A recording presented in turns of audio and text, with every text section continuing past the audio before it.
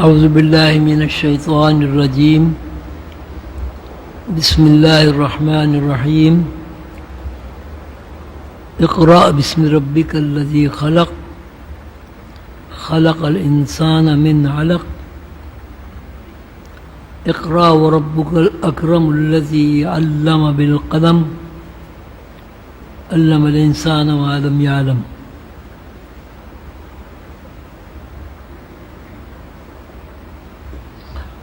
ربنا آتنا في الدنيا حسنة وفي الآخرة حسنة وقنا عذاب النار.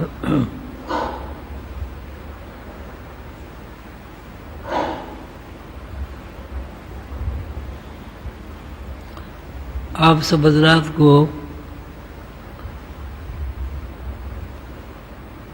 بلند شور اکیڈمی کے پرنسپل صاحب نے عظیمیہ جامع مسجد میں اس لیے جمع کیا ہے کہ قلندر شور اکیڈمی کے اغراض و مقاصد کے بارے میں آپ لوگ آگاہ ہو جائیں.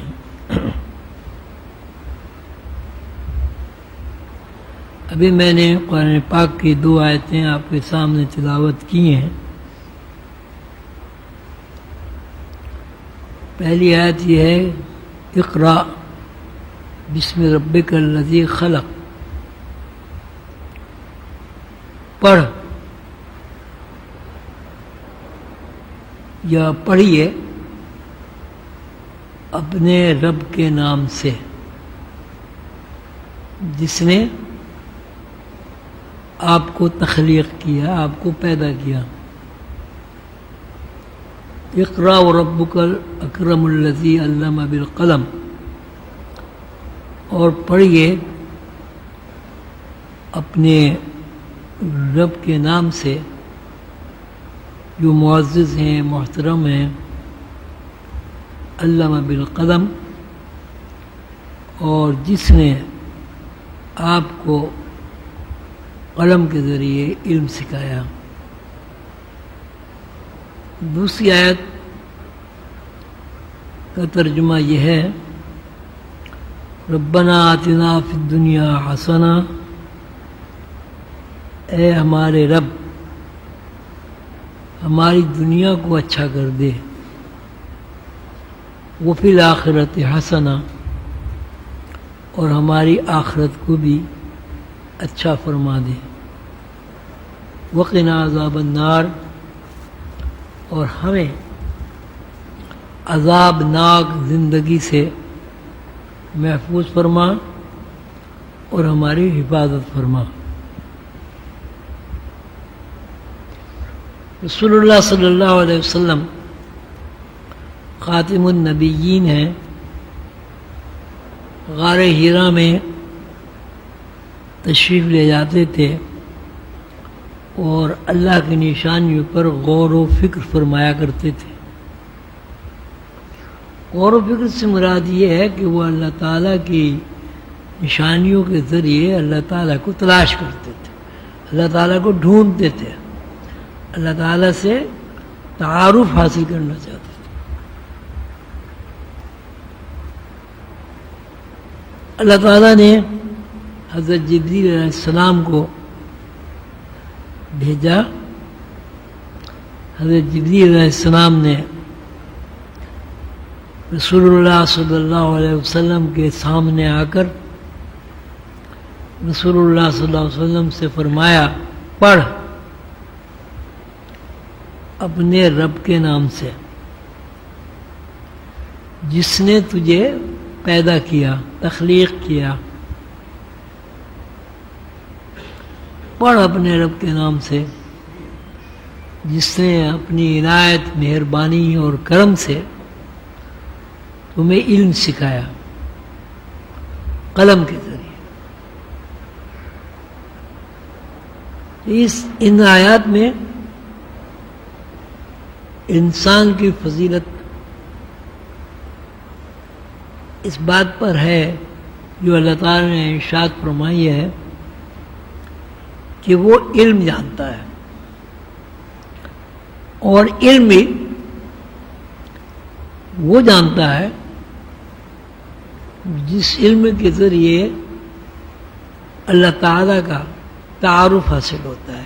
آدمی اللہ تعالیٰ کو جانتا ہے. علم کی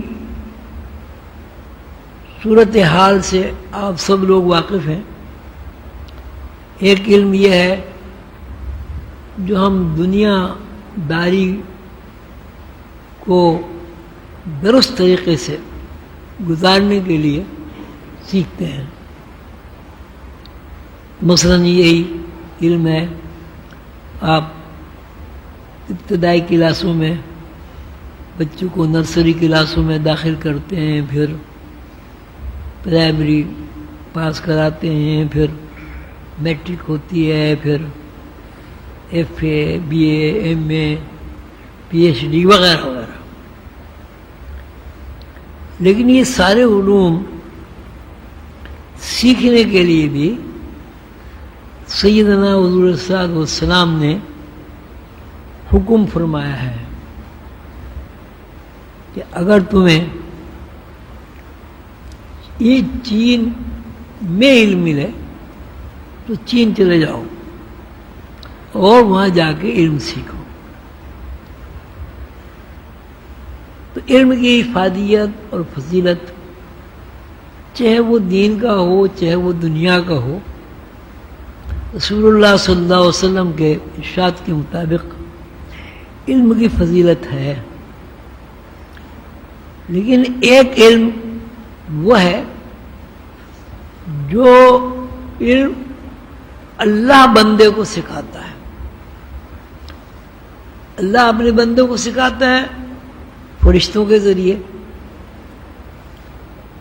انبیاء علیہ السلام کے ذریعے، اولیاء اللہ کے ذریعے. اور ایک علم جو ہے جو بندے بندوں کو سکھاتے ہیں، جو علم بندے بندوں کو سکھاتے ہیں اس علم کو ہم علم حصولی کہتے ہیں. یعنی وہ علم جو کاغذ قلم کے ذریعے استاد شاگرد کے ذریعے سیکھا جاتا ہے، لیکن وہ علم انسانوں کا بنایا ہوا علم ہوتا ہے. جس سے آج کا سائنس ہے، میتھ ہے اور بہت سارے جو علوم آج رائج ہیں، یہ انسانوں کے بنائے ہوئے علم ہے. یہ بات اپنی جگہ اہم ہے کہ انسانوں کو بھی یہ علم کی روشنی اللہ کی طرف سے ہی ملی ہے. لیکن ایک علم وہ ہے کہ جو براہ راست اللہ تعالیٰ سکھاتے ہیں. اب اس کے طریقے ہیں فرشتوں کے ذریعے، خود اللہ تعالیٰ سکھا دیں، فرشتوں کے سیکھے ہوئے جو پیغمبر ہیں ان کے ذریعے، پیغمبروں نے جن لوگوں کو سکھایا ان کے ذریعے، جنہیں ہم اولیاء اللہ کہتے ہیں. تو علم کی دو صورتیں ہمارے سامنے آئیں. ایک علم وہ ہیں جو براہ راست اللہ تعالیٰ سے، فرشتوں سے، اللہ تعالیٰ نے جو فرشتے بنائے ہیں، جنہوں نے فرشتوں کی ڈیوٹی لگائی ہے، پیغمبروں کے ذریعے، صحابہ کرام کے ذریعے، اولیاء اللہ کے ذریعے سکھائے جاتے ہیں. تو علم کی دو صورتیں ہمارے سامنے آ گئیں. ایک علم وہ ہے جو دنیا داری میں کام آتا ہے. جیسے آپ میٹرک کر لیں نوکری مل جائے گی، بی اے کر لیں نوکری مل جائے گی، بی ایڈ کر لیں اسکول کی ملازمت مل جائے گی، وغیرہ وغیرہ. اور ایک علم وہ ہے جو بندے کو اللہ سے متعارف کراتا ہے، بندے کو اللہ سے قربت عطا فرماتا ہے اور بندے کو اللہ کے محبوب بندوں سے قریب کرتا ہے، اور بندے کے اس دنیا میں بھی کام آتا ہے اور مرنے کے بعد بھی کام آتا ہے. مثلا آپ نے میتھ پڑھ لیا تو میتھ آپ کے اس دنیا میں کام آئے گا. آپ کاروبار کریں گے حساب کتاب اس میں چاہیے, ملازمت کریں گے اس میں چاہیے, لیکن یہ میتھ مرنے کے بعد آپ کے کام نہیں آئے گا. آپ یہاں دکان کر لیں تو مرنے کے بعد تو دکان کا کوئی تصور ہی نہیں ہے. آپ یہاں ملازمت کر لیں, مرنے کے بعد تو ملازمت کا کوئی تصور ہی نہیں ہے. آپ یہاں دکان یا فیکٹری کھول لیں, مرنے کے بعد دکان فیکٹری کا کوئی تصور نہیں ہے. تو اب علم کی دو صورتیں ہو گئی. ایک علم وہ ہے جو دنیا میں کام آتا ہے, دنیا کو اچھا کرتا ہے, اور ایک علم جو ہے جو دنیا اور دین دونوں میں کام آتا ہے. ربنا آتنا فی الدنیا حسنہ وفی الآخرۃ حسنہ وقنا عذاب النار, کہ وہ علم دونوں جگہ کام آتا ہے. دنیا میں بھی کام آتا ہے. دنیا میں کیا کام آتا ہے؟ الا ان اولیاء اللہ لا خوف علیہم ولا هم یحزنون, کہ اللہ کے جو دوست اللہ کا علم سیکھ لیتے ہیں, اللہ کے دوست وہی ہوگا نا جو اللہ کا علم سیکھ لے گا, ان کے اندر سے خوف اور غم دونوں نکل جاتے ہیں. الا ان اولیاء اللہ لا خوف علیہم, اولیاء اللہ کی کیا تعریف ہوگی؟ جو اللہ کا دوست ہو. دوست کی کیا تعریف ہوگی؟ جو دوست کو جانتا ہو, جو دوست سے قربت رکھتا ہو, جو دوست کی پسندیدہ باتوں کو قبول کرتا ہو اور اس پر عمل کرتا ہو. تو یہ دو علم ہو گئے, ایک حصولی علم ہو گیا, ایک حضوری علم ہو گیا. حصولی علم کے لیے بالکل یہ ضروری نہیں ہے کہ آپ سی اے کر لیں, کوئی ضروری نہیں ہے آپ کو ضرور ملازمت مل جائے. آپ انجینئر ہو جائیں, بالکل ضروری نہیں ہے کہ انجینئر کو آپ ضرور ہی نوکری مل جائے. آپ کو مل بھی سکتی ہے, نہیں بھی مل سکتی. یہ بھی ہو سکتا ہے کہ ملازمت سے آپ کو فارغ کر دیا جائے. اور دوسرا علم جو اللہ کا علم ہے, فرشتوں کا علم ہے, پیغمبر علیہ السلام کا علم ہے, سیدنا حضور علیہ السلام کا علم ہے, جب ہم یہ سیکھ لیتے ہیں تو اس کا فائدہ ہمیں یہاں بھی ہوتا ہے, اس دنیا میں بھی ہمیں فائدہ ہوتا ہے, اور آخرت میں بھی ہمیں فائدہ ہوتا ہے. دنیا میں کیا فائدہ ہوتا ہے؟ ہمیں سکون ملتا ہے, ہمارے اندر سے ڈر اور خوف نکل جاتا ہے, ہماری اللہ سے دوستی ہو جاتی ہے. اب اللہ ایک بادشاہ سے دوستی ہو جائے کسی کی تو دنیا کی فراغت اسے مل جاتی ہے. اب اللہ سے دوستی ہو جائے جو بادشاہوں کا بادشاہ ہے, تو دنیاوی جو پریشانیاں ہیں وہ زائل ہو جائیں گی. آپ اللہ کے دوست بن جائیں گے تو اللہ تعالیٰ نے خود ہی فیصلہ فرما دیا ہے کہ اللہ کے دوستوں کو خوف اور غم نہیں ہوتا. دنیا کے علم میں آپ کو نوکری تو مل جائے گی, لیکن غم اور خوف سے آپ کو نجات نہیں ملے گی. جتنا زیادہ آپ دنیا کے علوم حاصل کر لیں گے, اتنے ہی زیادہ آپ کے اوپر خوف اور غم کا غلبہ زیادہ ہو جائے گا. ملازمت چھوٹنے کا خوف, اگر ملازمت چھوٹ گئی تو اس کا غم, یہ ایک سلسلہ ہے پورا لامتناہی پریشانیوں کا اور غم کا. لیکن جب اللہ کا کوئی دوست بن جاتا ہے تو اس کو نہ خوف ہوتا ہے نہ غم ہوتا ہے. اور جب زندگی میں سے خوف اور غم نکال دیا گیا تو سوائے سکون کے, سوائے خوشی کے, راحت کے, آرام کے, آسائش کے, سکینہ کے, اور ہمیں کیا جب غم ہی نہیں ہے. تو اللہ کا علم سیکھنے سے سکون ملتا ہے. اچھا, اب ایک آدمی ہے اللہ کا دوست ہے, اب اس کی روزی تنگ ہو گئی, تو روزی تنگ ہونے سے ظاہر ہے اسے سکون تو نہیں ملے گا. تو اب اس کا یہ مطلب ہے اللہ کے دوست کے اوپر کبھی روزی تنگ ہوتی ہی نہیں ہے.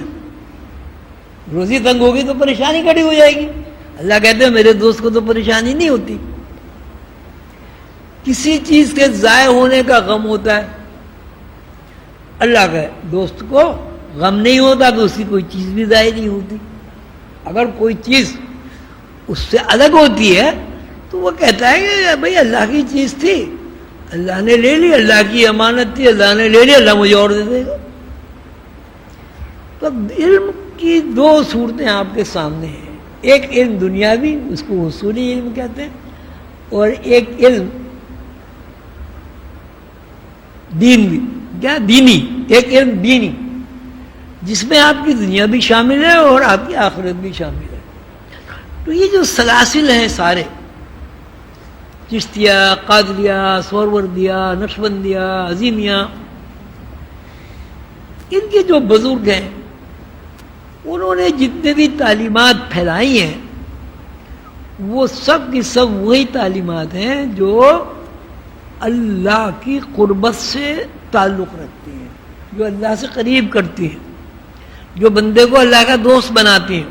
اب اتنا بڑا بادشاہ اللہ ہے, جب آپ اس کے دوست ہو گئے اب آپ کو کہیں کا کام ہے بھائی؟ اتنا بڑا اللہ میاں ساری کائنات کو چلا رہا ہے, اربوں خربوں سنکوں لوگ روٹی کھا رہے ہیں, آپ کی روٹی کیسے بند ہو جائے گی بھائی؟ قربت ہوتی ہے, علم حضوری سے قربت حاصل ہوتی ہے.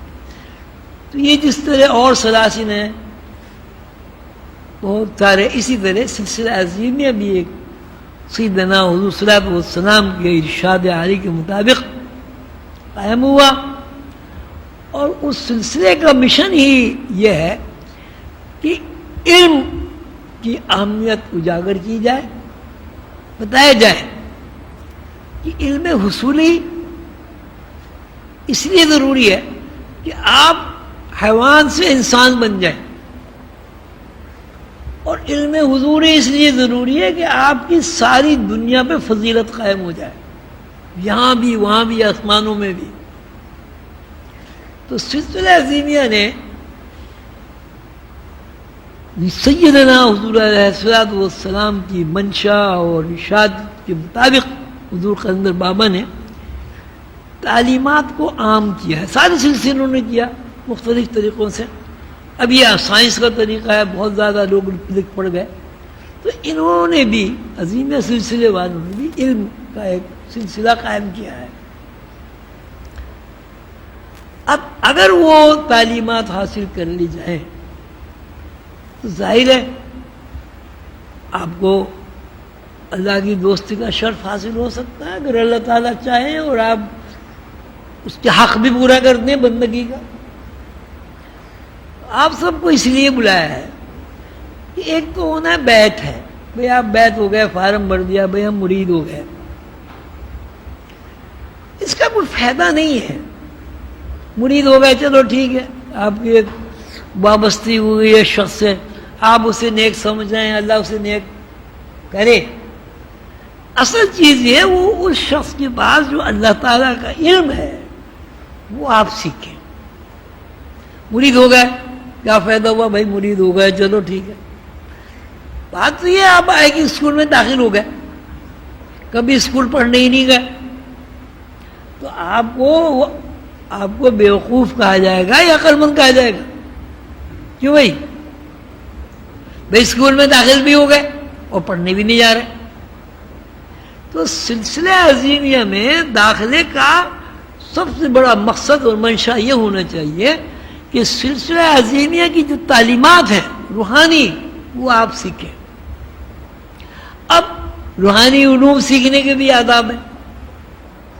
اب دیکھیں, آپ اپنے بچوں کو اسکول میں داخل کراتے ہیں, اس کی ایک یونیفارم ہوتی ہے, کتابیں ہوتی ہیں, کاپیاں ہوتی ہیں, یونیفارم ہوتی ہے, فیس ہوتی ہے, اسکول میں بیٹھنے کے لیے کرسیاں ہوتی ہیں, ساری ضروریات اگر پوری نہ ہو تو آپ دنیاوی علم بھی نہیں سیکھ سکتے. اسکول ہو ہی نہیں, کہاں سے آپ علم سکھاتے ہیں؟ اسکول ہے اس میں ٹیچر نہ ہو, آپ کہاں سے علم سکھاتے ہیں؟ اسکول ہو آپ کے فیس نہ دیں, آپ وہ نہیں داخل کرے گا اسکول. تو یہ ضروریات ہیں ہر چیز کی. آپ گھر بنانا چاہتے ہیں, اینٹیں ہی نہ ہوں, گھر کہاں سے بن جائے گا؟ نقشہ ہی نہ پاس کرائیں آپ, گھر کہاں سے بن جائے گا؟ سیمنٹ نہ ہو, لوہا نہ ہو, گھر کہاں سے بن جائے گا؟ تو سلسلے میں محض اس لیے داخل ہونا کہ جی ہم مرید ہو گئے, کل کو جی ہماری دنیا بھی اچھی ہو جائے گی اور دین بھی اچھی ہو. بھائی کیسے؟ ایک آدمی اس سلسلے میں داخل ہو گیا، اس نے کبھی نماز ہی نہیں پڑھی، روزہ ہی نہیں رکھا، تو کیا اس کی آخرت اچھی ہو جائے گی محض مرید ہونے سے؟ کیوں بھائی ہو جائے گی؟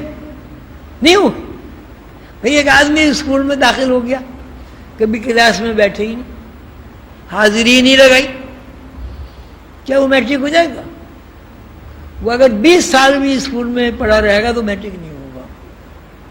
تو آپ حضرات جو سلسلے میں داخل ہوئے ہیں اس کے پیچھے جو آپ کا مقصد ہے آپ کو پتہ ہونا چاہیے وہ کیا ہے. آپ لوگوں نے جو فارم بھرے ہیں بیعت کے فارم، اس میں 3 خانے لکھے ہوئے ہیں کہ آپ بیعت کیوں ہونا چاہتے ہیں. دنیاوی غرض کے لیے، کشف و کرامات کے لیے، ناموری کے لیے، یا اللہ کے کو جاننے کے لیے. تو ہر شخص یہ لکھتا ہے کہ اللہ کو جاننے کے لیے ہم بیعت ہو رہے ہیں. اور اگر کوئی آدمی یہ کہتا ہے کہ جی میں تو دنیاوی اغراض و مقاصد کے لیے ہو رہا ہوں، تو ایسا کوئی آدمی ابھی تک تو بیعت ہوا نہیں. اس کے مطلب آپ نے فارم بھر کے اس بات کا معاہدہ کیا ہے اپنے پیر و مرشد سے کہ ہم روحانی علوم سیکھنے کے لیے بیعت ہوئے ہیں. روحانی علوم اس لیے سیکھنے کے لیے بیعت ہوئے ہیں کہ ہم رسول اللہ صلی اللہ علیہ وسلم کی شفاعت کے متمنی ہیں. روحانی علوم ہم اس لیے سیکھنا چاہتے ہیں کہ رسول اللہ صلی اللہ علیہ وسلم سے ہمیں قربت حاصل ہو. ہمیں اس بات کا علم ہو کہ فرشتے کیا ہیں، ہمیں اس بات کا علم ہو کہ جنات کیا ہیں، ہمیں اس بات کا علم ہے کہ دوزخ کیا ہے، ہمیں اس بات کا علم ہے کہ جنت کیا ہے، ہمیں اس بات کا علم ہو کہ ہم جنت میں کیسے جا سکتے ہیں، ہمیں اس بات کا علم ہو کہ ہم دوزخ سے کیسے بچ سکتے ہیں. اس لیے آپ حضرات بیعت ہوئے ہیں. پھر بھی آپ کو اگر اس میں کوئی شبہ ہو، شک ہو، اپنا فارم نکلوائیں یا عام فارم لے لیں.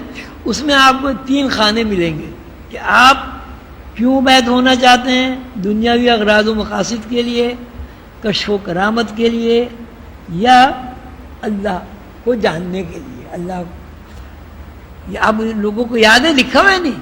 تو اگر آپ نے اس میں یہ لکھا کہ میں اللہ کو، اللہ کے رسول کو جاننے کے لیے، ان سے قربت کے لیے بیعت ہونا چاہتا ہوں، تب آپ لوگوں کو سلسلے میں داخل کیا گیا ہے، ورنہ منع کر دیا گیا ہے. آپ نے ایگریمنٹ کیا ہے، معاہدہ کیا ہے کہ ہم سلسلے میں اس لیے داخل ہو رہے ہیں کہ ہمیں اللہ کا جاننا ہے، فرشتوں کو جاننا ہے، جنات کو جاننا ہے، رسول اللہ صلی اللہ علیہ وسلم کی تعلیمات پر عمل کرنا ہے. ہمیں دوزخ سے بچنا ہے، ہمیں جنت میں جانا ہے. بھئی اسی لیے تو آپ نے بیعت کی، یا اور کوئی بھی غرض ہے آپ کی؟ بتائیں. اگر کوئی اور غرض ہے وہ تو فارم آپ کا نامنظور کر دیتے ہیں. نہیں، دنیا کے لیے نہیں. آپ یہ کسی اسکول میں جائیں، وہ کہیں گے جی میں تو لوہار کا کام سیکھنے کے لیے داخل ہونا چاہتا ہوں. اسکول والے کیا کہیں گے؟ بھائی لوہار کا تو کام یہاں نہیں سکھایا جاتا. آپ کہیں جی میں درزی کا کام سیکھنے کے لیے ہائی اسکول میں داخل ہونا چاہتا ہوں، وہ کہے گا بھائی ہائی اسکول میں تو درزی کا کام نہیں سکھایا جاتا، پھر کوئی اور استاد پکڑو. آپ نے جب یہ فارم بھر دیا کہ ہم روحانی علوم سیکھنے کے لیے بیعت ہونا چاہتے ہیں، تو اب آپ یہ بتائیں آپ کی ڈیوٹی کیا بنی؟ کیا بنی آپ کی ڈیوٹی؟ بتائیں بھائی کیا بنی ڈیوٹی آپ؟ بھائی کیا ڈیوٹی بنی؟ زور سے بول یار کیا ہوا؟ بہانے سیکھنے کے لیے نا. تو اگر آپ معاہدہ کیا آپ نے کہ ہم روحانی علوم سیکھنے کے لیے بیعت ہو رہے ہیں، معاہدہ ہو گیا نا، دستخط کر دیا آپ نے. اگر آپ روحانی علوم نہ سیکھیں تو اب یہ معاہدے کی خلاف ورزی ہوئی یا نہیں ہوئی؟ کیوں بھائی؟ اب جب آپ بیعت نہیں تھے، آپ نے معاہدہ نہیں کیا تھا، چلو آپ جانے، اللہ جانے. اب آپ بیعت بھی ہو گئے، دستخط بھی کر لیا، معاہدہ بھی کر لیا، اب اس معاہدے پر آپ عمل نہیں کر رہے. اب آپ یہ بتائیں کہ بیعت ہونے سے آپ کو فائدہ ہوا یا نقصان ہوا؟ کیا ہوا؟ تو آپ کیا اپنا نقصان کرنے کے لیے بیعت ہوئے ہیں؟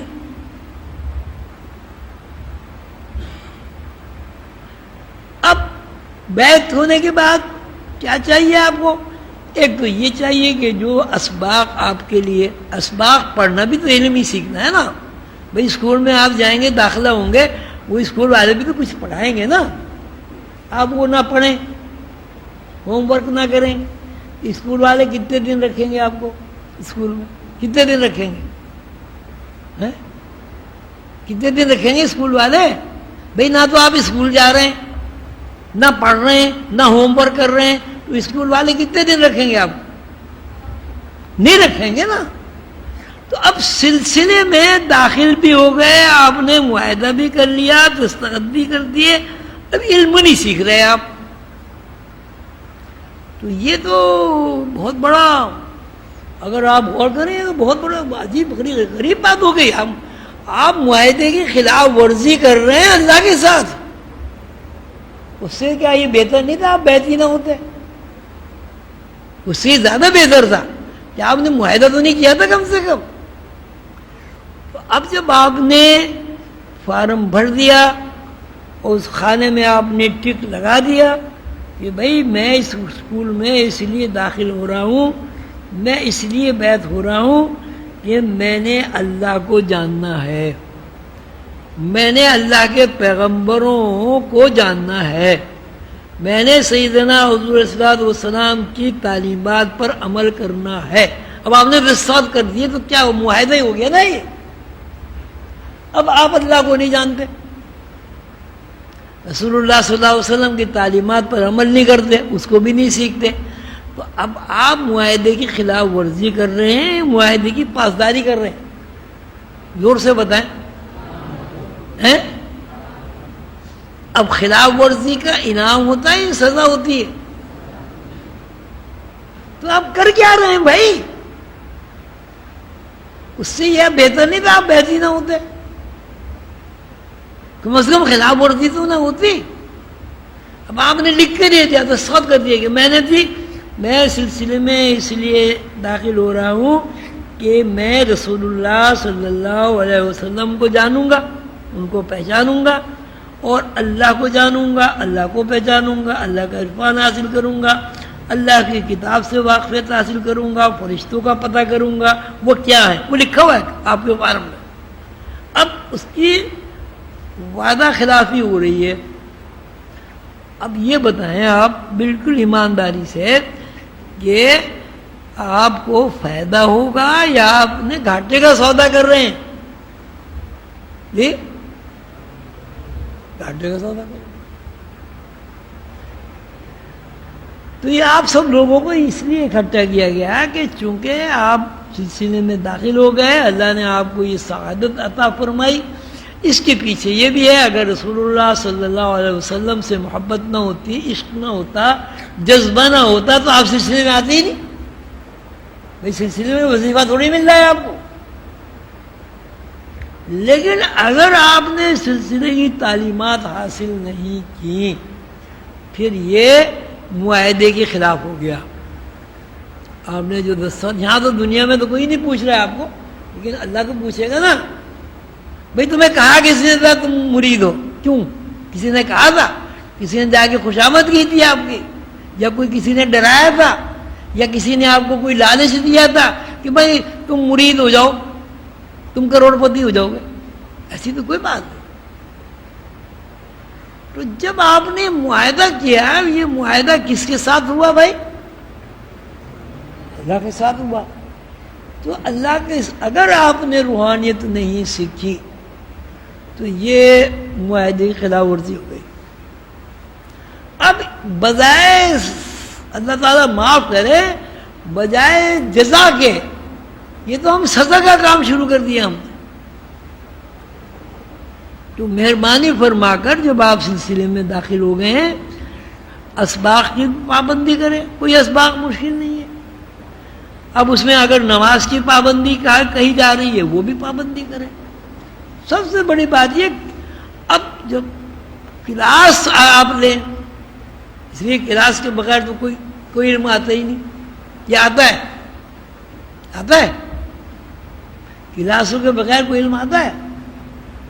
اگر آپ بڑھئی کا کام سیکھیں وہ بھی کلاس لے گا.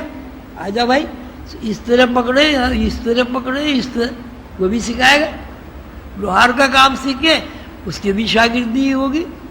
اب لوہار کا کام سیکھنے نہ جائیں لوہار کے پاس، یہ جاتے رہے وہ نہ پکڑیں ہتھوڑا ہاتھ میں، کبھی نہیں سیکھ سکتے.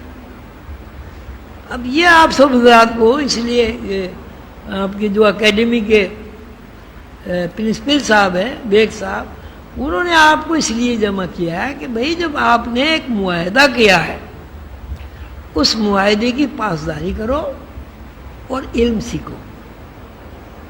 خالی بیعت ہونے سے کوئی فائدہ نہیں. میں تو کہتا ہوں کوئی فائدہ نہیں. ایسی خامخواہ آپ نے معاہدہ کر لیا اور یہ معاہدے کی خلاف ورزی ہو رہی ہے، تو اس سے یہ بہتر نہیں تھا کہ بھائی آدمی بیعت ہی نہ ہو. کیوں بھائی؟ کوئی آپ نے زبردستی تو نہیں کی کسی نے کہ بھائی ڈنڈا ماروں گا ورنہ تو عظیم ہی بن جا، نہیں کی نا کسی. تو بھائی اس کے لیے آپ وقت نکالیں، کلاسیں لیں. اچھا اب ایک اور بات ہے، الحمدللہ سلسلہ عظیمیہ آپ کو فری کلاسیں دے سکتا ہے. اللہ کا بڑا کرم. آپ کو وہ فری پڑھائے گا بھی، روٹی بھی کھلا دے گا اللہ کی دیوی کے ساتھ. اگر آپ چاہیں تو کرایہ بھی دے دیں گے. لیکن کیا ہوگا؟ علم کی قیمت نہیں لگے گی. دیکھیے جتنا اسکول کی بڑی فیس ہوتی ہے وہاں لوگ زیادہ تمنا کرتے ہیں کہ ہم یہاں داخلہ مل جائے. اب ایک اسکول ہے اس کی فیس ہے 300 روپے، وہاں کوئی جاتا ہی نہیں، اگر جاتا ہے تو بڑھ کے نہیں دیتا. اور ایک اسکول ہے اس کی فیس ہے 3000 روپے، وہاں سفارشیں کراتے ہیں لوگ اور داخلہ نہیں ملتا. آپ کے سامنے ہے. تو جب تک آپ کسی چیز کی ویلیو نہیں لگائیں گے، قیمت نہیں لگائیں گے، اس وقت تک وہ چیز آپ کے لیے کم قیمت ہے. بھئی ایک چیز آپ کو مفت مل جائے، ایک چیز آپ محنت مزدوری کر کے تنخواہ سے لیں، کس کی قیمت زیادہ ہوگی؟ کیوں جی؟ کس کی قیمت زیادہ ہوگی؟ ایک چیز مفت مل گئی، ایک چیز آپ نے محنت مزدوری کر کے خود خریدی، قیمت کس کی زیادہ ہوگی؟ ہے جو خریدی اس میں آپ نے پیسہ خرچ کیا. اللہ تعالیٰ بھی فرماتے ہیں، وہ آیت ہے نا، علی حبہ ذوی القربى والیتامى والمساکین وابن السبیل. ہمارے بندے جو اللہ کی محبت میں خرچ کرتے ہیں یتیموں میں اور مسکینوں میں. تو بھائی اللہ کو کیا ضرورت ہے تمہارے پیسے لینے کی؟ اللہ تو نہ کھاتا ہے نہ پیتا ہے، نہ تو اللہ کو زکوٰۃ کا کیا ضرورت ہوئی بھائی؟ بات یہ کیونکہ انسان پیسے سے کسی چیز کی قیمت لگاتا ہے، اس لیے اللہ بھی کہتا ہے پیسہ خرچ کرو میرے لیے، زکوٰۃ دو مجھے. زکوٰۃ اللہ میاں کہ روٹی کھا رہے، حج کرو. بھائی اللہ میاں کہ کوئی فرشتے کم ہے؟ بھیا نہ جائیں مسلمان، اللہ نہ کرے، اللہ نہ کرے. لیکن اگر فرض کرو وہاں لوگ کم ہوں تو وہاں تو حدیث میں آیا کہ ہر وقت فرشتے طواف کرتے رہتے. یہ کسی چیز کی قیمت لگانے کے لیے پیسہ بھی چاہیے. یہ ضروری نہیں ہے کہ آدمی ننگا بھوکا ہے جب بھی پیسہ چاہیے. اب تو اگر تم مفت میں پڑھو گے تو بھائی عربی مدرسے بتیرے کھلے ہوئے، اپنا خوب روٹیاں ملیں گی وہاں، کوئی نہیں منع کرتا، وہاں جا کے داخل ہو جاؤ. تو اس علم کی جو ہے قیمت تو کوئی نہیں ہے، علم کی کوئی قیمت نہیں ہے، لیکن انسان پیسے کی قیمت لگاتا ہے. اس میں آپ اپنے اسکول کو مالی اعتبار سے بھی مستحکم کریں، فیسیں بھی دیں، اچھی اچھی کتابیں بھی لیں، کاپیاں بھی خریدیں، کاغذ پھٹا پرانا اور اچھا کاغذ لیں، قلم لیں، بہترین لباس پہنیں، جیسے اسکول کی یونیفارم ہوتے ہیں۔ آپ اپنی اسکولوں کی یونیفارم کیوں نہیں بناتے بھائی؟ کتنا اچھا لگے گا بھائی، اپنی میرے بیٹیاں میری بچیاں سفید دوپٹہ اوڑھیں، شلوار قمیص جو بھی ہے اس کی ایک یونیفارم بنا لیں۔ بچے ہیں میرے، سب بچے ہیں، یہ بھائی واسکٹ بنا لیں، یہ جو بھی ہے۔ تو جب ایک یونیفارم میں آپ سب لوگ پڑھیں گے تو آپ کا خود بھی ذہن ہوگا۔ پھر دوسری یہ کہ جب لوگ یہ دیکھیں گے کہ بھائی واہ، اسکول ہے، یونیفارم ہے، اور عورتوں کی الگ ہے، بچوں کا الگ ہے، لڑکوں کا الگ ہے، تو پھر اس سے یہ ہوگا کہ دوسرے لوگوں کو بھی یہ پتہ چلے گا کہ روحانیت بھی کچھ ہے۔ میں یہ پھٹے پرانے کپڑے کا مطلب روحانیت نہیں ہے۔ کوئی پھٹے پرانے کپڑے جو ہے وہ روحانیت کی نشانی نہیں ہے۔ کہاں ہے بتاؤ؟ بڑے پیر صاحب بتاؤ، انہوں نے کب پھٹے کپڑے پہنے؟ ان کا تو یہ حال تھا کہ ایک کوئی آدمی کپڑا بن کے لایا، بادشاہ کو پیش کیا اس نے۔ بادشاہ نے کہا مہنگا ہے۔ وہ بڑا سے تکلیف ہوئی، اس نے ایک کوئی امید قائم کر لی تھی۔ خیر وہ وہاں سے اٹھا بادشاہ کے پاس سے، وہ بڑے پیر صاحب کے پاس چلا گیا، حضرت شیخ عبد القادر جیلانی کے پاس۔ انہوں نے کہا لے لو، خرید لو جتنے کا یہ کہہ رہا ہے۔ اس نے کہا نا میں بادشاہ کے پاس گیا تھا، وہ کپڑا خرید لیا۔ انہوں نے اس کا کرتا سلوا لیا، یعنی جو کپڑا بادشاہ نہیں خرید سکا وہ بڑے پیر صاحب نے خرید لیا، اس کا کرتا بھی بنا لیا۔ وہ جب وہ کپڑا کاٹا گیا تو کپڑا کم پڑ گیا، تو دامن کے پاس سے کپڑا کم پڑ گیا۔ تو ان کا حضور یہ تو کپڑا کم پڑ گیا ہوگا، یہ کیا اس میں کوئی جوڑ لگا دو۔ وہ جوڑ لگ گیا۔ تو بادشاہ کو جب پتہ چلا کہ بڑے پیر صاحب نے وہ کپڑا خرید لیا جو بادشاہ نہیں خرید سکتا تھا، وہ ناراض ہو گیا بہت، اور یوں ہے اور میں یوں کر دوں، مجھے بادشاہوں کی عادت ہوتی۔ وزیر بڑا ہوشیار تھا، انہوں نے کہا نا ایسا نہیں کرنا، سلطنت ختم ہو جائے گی، میں جا کے پتہ تو کروں کیا ہوا، کس طرح ہوا، کیسے انہوں نے خرید لیا اس کپڑے کو جو بادشاہ نہیں خرید سکا۔ خیر اس نے سمجھایا جائے۔ اب وزیر صاحب گئے، وزیر صاحب جب گئے تو اتفاق سے بڑے پیر صاحب وہ کرتا پہنے بیٹھے تھے اس کپڑے کا۔ تو انہوں نے پوچھا کہ بھائی یہ انہوں نے لے لیا؟ کہنے ہاں انہوں نے خرید لیا، جتنے پیسے اس نے مانگے انہوں نے دے دیے۔ پھر وہ دیکھا تو جوڑ لگا ہوا تھا، بہت زیادہ قیمتی کپڑے پہ، اچھے کپڑے کا ہوگا، تمہارا جوڑ لگا ہوا تھا۔